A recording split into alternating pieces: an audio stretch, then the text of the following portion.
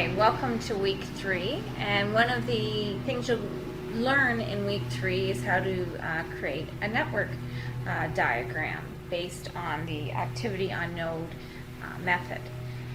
One of the homework questions I've assigned is question 3 or problem 3 on page 176 of our Pearson text. So I'd like to show you how to create a network diagram in Microsoft Project for problem 3 on page 176. So right here is the question that we're going to put into Microsoft Project. So let's go open Microsoft Project, and we'll open a blank project. And as always, we start with putting the tasks in. Now we've only been given the letters as tasks, so we will put them all in.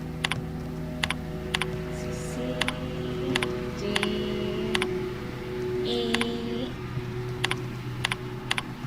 F, G, H, I, and J. So what we've been told is what our predecessors are. So if you look at problem 176, or problem 3 on page 176, we're told that A does not have a predecessor. So I'm in the predecessor column right now, and so A doesn't have a predecessor. B does not have a predecessor as well. C has predecessor A, so we want to put that in here. So we can put A. Oh, we have a problem here. So I don't know what our problem is. So we can try this. Go double click on the task, and in the task information we see the predecessors tab. So here there's a list of, and we can look at all the predecessors. So let's try and pick A here, see if it'll let us do that. And we can click OK. So we now have the predecessor. So E, so C has predecessor A. Oh, I forgot D. So let's insert D. So I right click, insert task, and let's put in D. And again, we can double click on D, and we're on the predecessors tab. Go to task name, and D has predecessors B and C. So I'm going to pick B and C. And you can see there's, it's asking for leg, type. These are all the defaults, and for now we'll just leave them at the default. So E, we are told E has predecessor B. So let's go here on the predecessor tab, go to task name, and E has predecessor B. So let's choose B.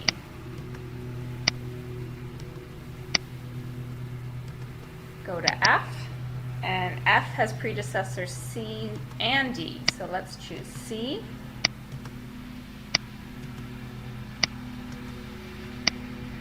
And D, and click OK.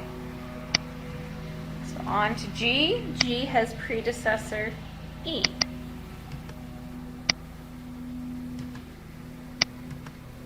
Pick E, click OK. On to H, so double click on H. H has predecessor F, so on the predecessor tab, go to the task name, and H is F, so let's choose F.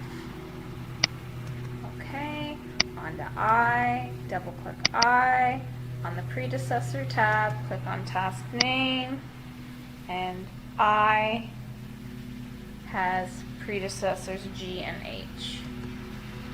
So G and H. Okay, and I have put in a J, but there isn't a J. If you look on problem 4, on page 176, there isn't. So I'm going to right click on this, and we will delete the task. Okay, so we put in all the predecessors. You see we have some sort of Gantt chart here. It has, the default is 1 day for duration, and we haven't been given duration, so we're just going to leave it at that. What I suggest now is highlighting the entire project. So go to this corner, click on it, and I want you to auto schedule it. That's always key when you do things, to auto schedule them. So here we have a Gantt chart. What we're interested in this week is the network diagram. So if you go over here in the top left corner and you see the Gantt chart and there's a pull down menu, it's showing the Gantt chart. We want to see the network diagram. So let's click on network diagram, and here's our network diagram.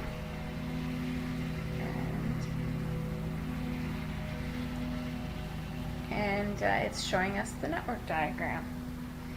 And for some reason, it's not letting me scroll.